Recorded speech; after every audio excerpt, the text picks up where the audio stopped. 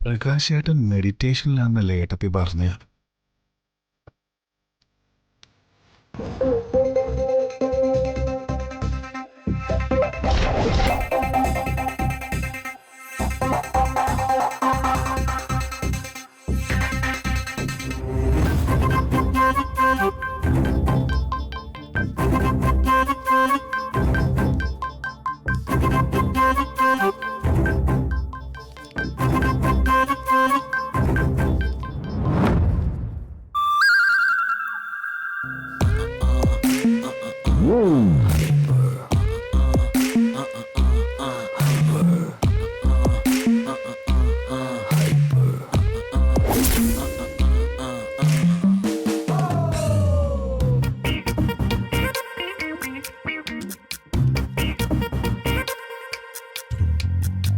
ഇതാണോ മെഡിറ്റേഷൻ?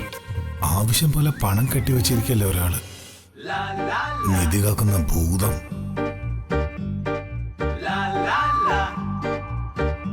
ഇവിടെ ഓരോരുത്തർ പൈസക്ക് വേണ്ടി നെട്ടോട്ട് ഓടുക. കാതലാണെങ്കിൽ പണത്തിന് വേണ്ടി വിളിച്ചുകൊണ്ടിരിക്കുന്നു. എങ്ങനെയെങ്കിലും പ്രമാണം വീണ്ടെടുത്തിട്ട് അച്ഛനെ ഏൽപ്പിക്കണം. അതിനൊറ്റ വഴിയേ ഉള്ളൂ. പ്രകാശേട്ടന്റെ പണം ആന്ത്.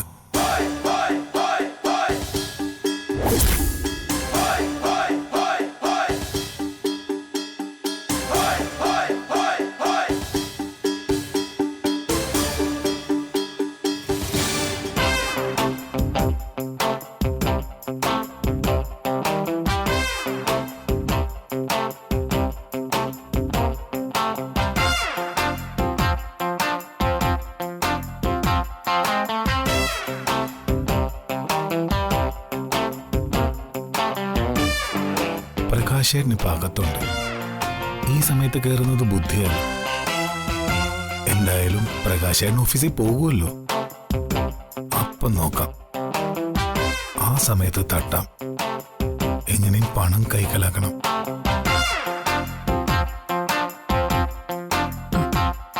നീ ഇവിടെ വന്ന് നിൽക്കുവാണോ? പതുക്കെ. എന്ത് പതുക്കേന്ന്? അല്ല, പതുക്കേന്ന് പറയാലോ. ഇങ്ങനെ ഒച്ച വെക്കണ്ടെന്ന് പറഞ്ഞ. എനിക്ക് ഓഫീസിൽ പോവാൻ സമയമായെന്ന് അറിയില്ലേ? നീ എന്താ ഇതൊരു റെഡി ആവട്ടെ? ഞാനിതാ റെഡി. റെഡി ആയെന്ന് പറഞ്ഞാ പോരാ. റെഡി ആവും. അങ്ങോട്ട് പോ. അങ്ങോട്ട്. മനുഷ്യനിവിടെ കരഞ്ഞു കാലു പിടിച്ച റിസൈൻ ചെയ്ത ജോലിയിൽ തിരിച്ചു കയറിയത്. ജോലിക്കും കൂലിക്കും പോവാത്തവർക്ക് അതിന്റെ പാടൊന്നും അറിയണ്ടല്ലോ.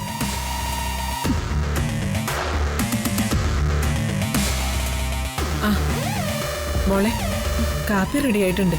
വേണ്ട, എനിക്ക് പോവാൻ സമയമായി. ഞാൻ പുറത്തുനിന്ന് കഴിച്ചോളാം. മോളെ, എല്ലാം ഉണ്ടാക്കി വെച്ചതല്ലേ, എന്തെങ്കിലും ഒന്ന് കഴിച്ചിട്ട് പോ. എനിക്ക് വേണ്ടെന്ന് പറഞ്ഞില്ലേ? ഉണ്ടാക്കി വെച്ച ഭക്ഷണം ആ കൊലയാളി വന്ദനയ്ക്ക് എന്നെ കൊടുത്തേക്ക്.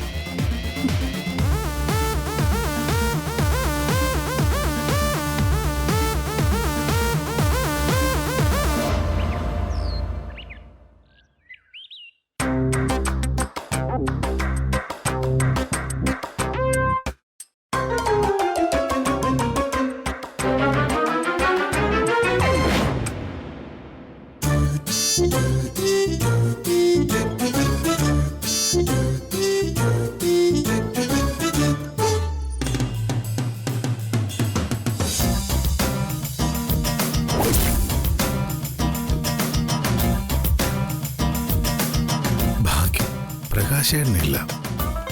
ഇത് തന്നെ പറ്റിയ അവസരം.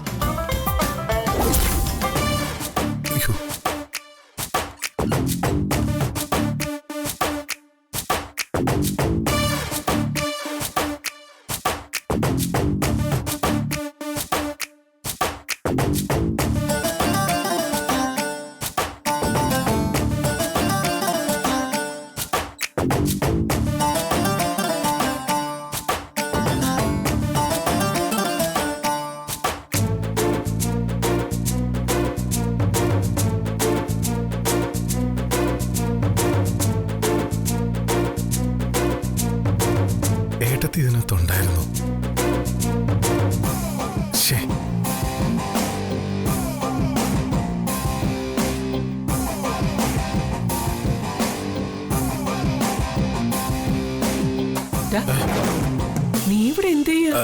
അല്ല അത് പിന്നെ ഞാൻ പ്രകാശേട്ടനെ കാണാൻ വന്നപ്പോ പ്രകാശേട്ടൻ ഇല്ല. നോക്കിയപ്പോ ഏട്ടത്തി മാത്രമേ ഉള്ളൂ. പിന്നെ ഏട്ടത്തെ ഡിസ്റ്റർബ് ചെയ്യണ്ടെന്ന് കരുതി. എന്നാലും ഈ പ്രകാശേട്ടൻ ഇതെവിടെ പോയി? ഇവനിത് എന്തു പറ്റി?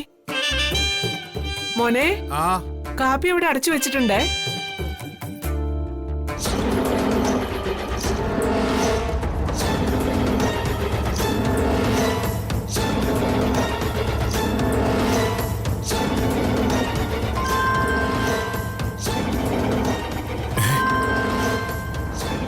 കാതർക്ക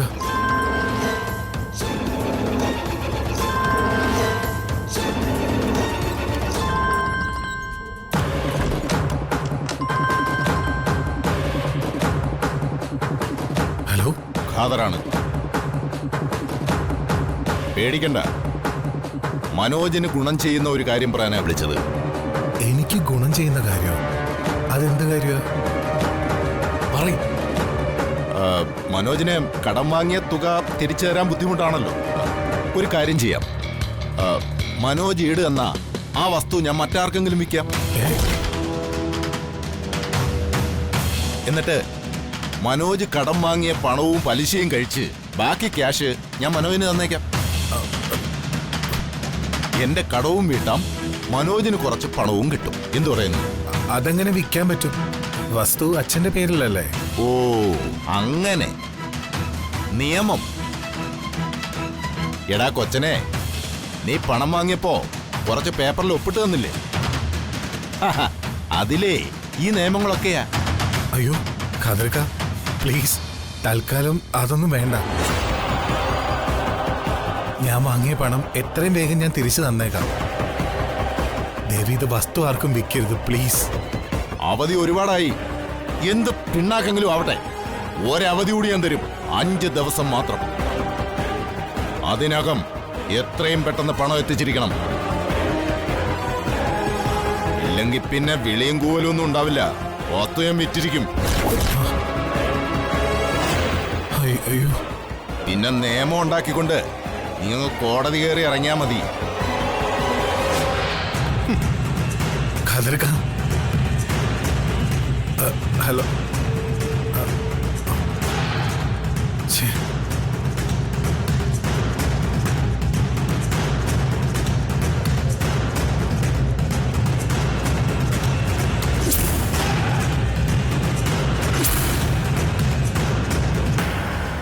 ഇനി എന്തെങ്കിലും ചെയ്തില്ലെങ്കിൽ ആ വസ്തു അയാൾ മറച്ചു വെക്കും.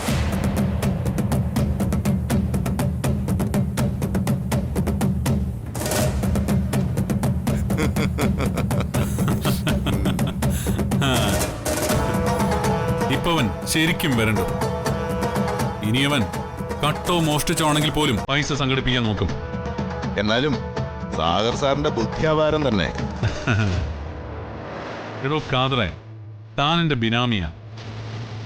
എന്റെ പല ബിസിനസിന്റെയും ബിനാമി താനാ. പക്ഷേ ജഗനെ ഞാൻ പൂട്ടും. പക്ഷെ അവനാ കുറുപ്പ് സാറിന്റെ മോൻ. അതിനെന്താ? അല്ല, കുറുപ്പ് സാർ ഇത് അറിഞ്ഞാൽ? എങ്ങനെ അറിയും? അല്ല, ആരെങ്കിലും വിളിച്ചു പറഞ്ഞാൽ? ആരെങ്കിലും അല്ല, താനും ഞാനും അല്ലാതെ ഈ വിവരം മറ്റാർക്കും അറിയില്ല. പറഞ്ഞ അത് താൻ വഴിയേ അറിയും. എങ്കിൽ തന്നെ ഞാൻ ഇല്ലാതാക്കും. ഒന്ന് കളയുമെന്ന് മനസ്സിലായ? എന്നെ വിശ്വസിക്കാം, ഞാൻ ചതിക്കില്ല. എങ്കിൽ തൻ്റെ ജീവിതം അവസാനം വരെ സുരക്ഷിതമായിരിക്കും. പോട്ടെ.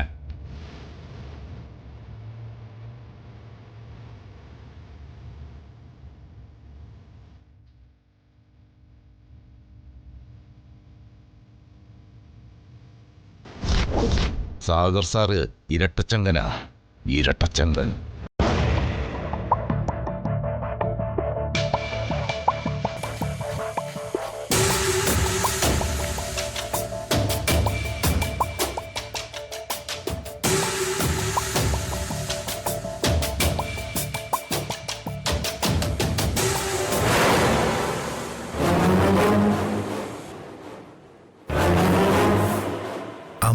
ഏട്ടത്തേക്ക് നല്ല തിരക്കില്ല.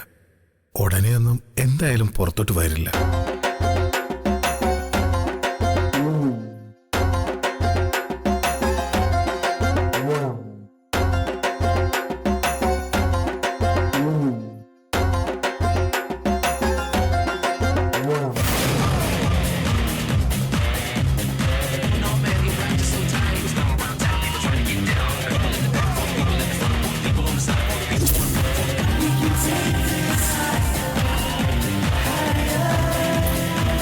ഹരിതയില്ല, അമ്മയില്ല. ഇന്നീ പണം ഞാൻ കൈക്കലാക്കും.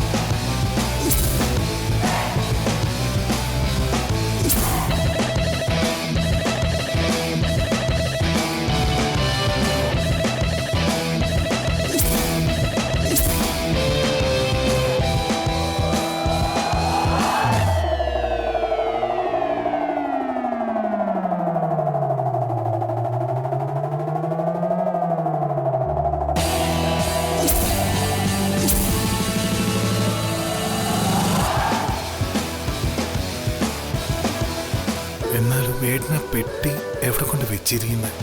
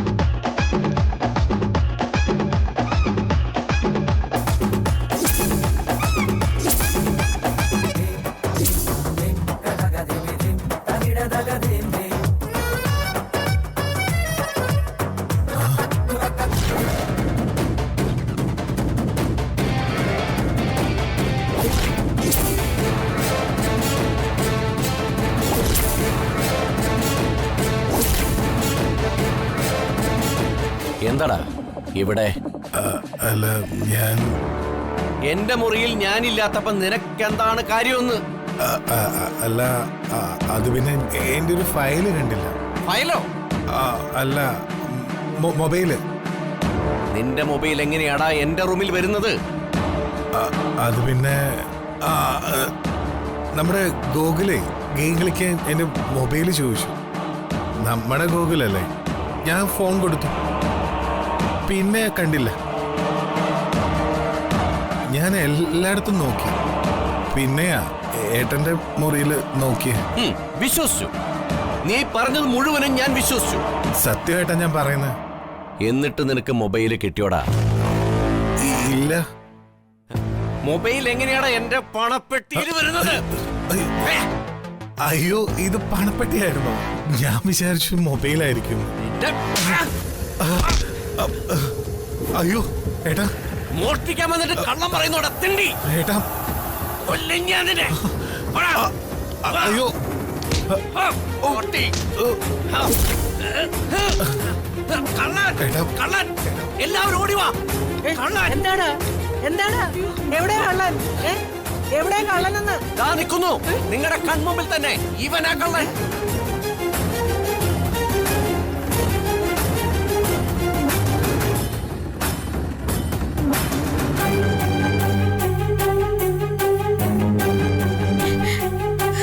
ഈ വീട്ടിലൊരു കള്ളനുണ്ടെന്ന് എനിക്ക് മുൻപേ തോന്നി തുടങ്ങിയതാ.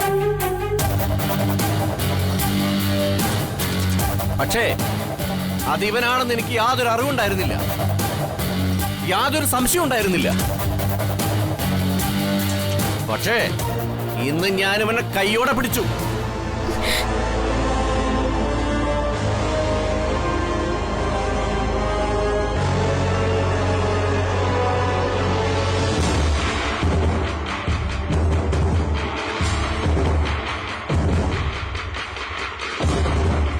ഞാനേ കഷ്ടപ്പെട്ടുണ്ടാക്കിയ പണ, ആൾക്കാരെ പറ്റിച്ചുണ്ടാക്കിയത് തന്നെയാ. അത് കക്കാൻ ഞാൻ ആരെ അനുവദിക്കില്ല. എന്താ മനോജ് ഇത്? അവൻ പറയില്ല, അവന് പറയാൻ പറ്റില്ല. ഇവൻ എന്റെ മുറി കയറി പണം മോഷ്ടിച്ചിരിക്കുക.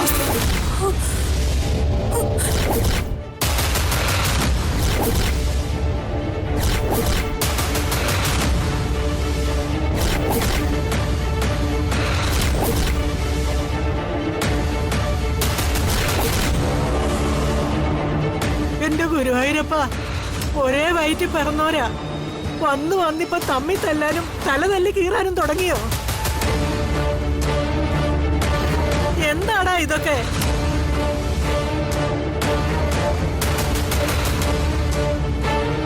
തക്ക സമയത്ത് ഞാൻ വന്നില്ലായിരുന്നെങ്കിൽ എന്റെ സമ്പാദ്യം മുഴുവൻ അടിച്ചുകൊണ്ട് പോയനെ ഇവൻ. അയ്യോ, കണ്ടില്ലേ ഒരു ഉളുപ്പില്ലാതെ നിൽക്കുന്നത് ദ്രോഹി. പ്രകാശ!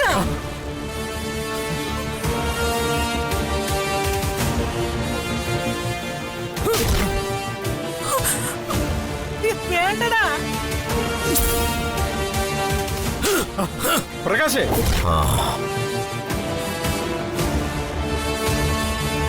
വേണ്ട മോനെ, ഇനി തല്ലണ്ട.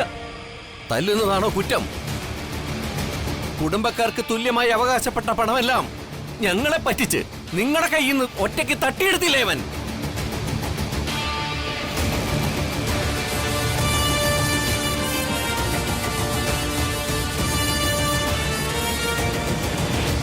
അതും പോരാഞ്ഞ് എന്റെ സ്വന്തം സമ്പാദ്യത്തിൽ കയറി കൈവച്ചിരിക്കവൻ. കൊല്ലണ്ട ഞാനവനെ. അമ്മയുടെ പണം തട്ടുന്നതിന് ഇവന് ഇവന്റെ അച്ഛയുടെ ഒത്താശ ഉണ്ടായിരുന്നു.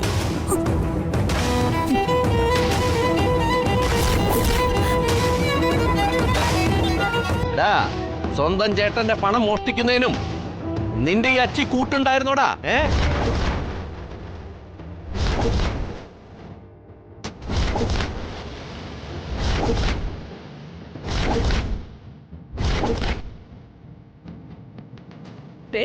അനാവശ്യം പറയരുത്.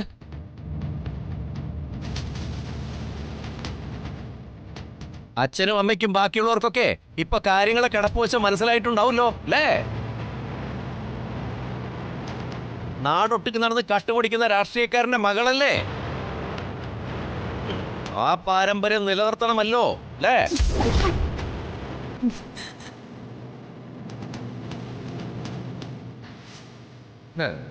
മോഷ്ടിക്കാൻ ഭർത്താവിന് കൂട്ടുനിൽക്കാൻ മാത്രമല്ല, വേണ്ടി വന്നാൽ ഇവിടെ മോഷ്ടിക്കുകയും ചെയ്യും.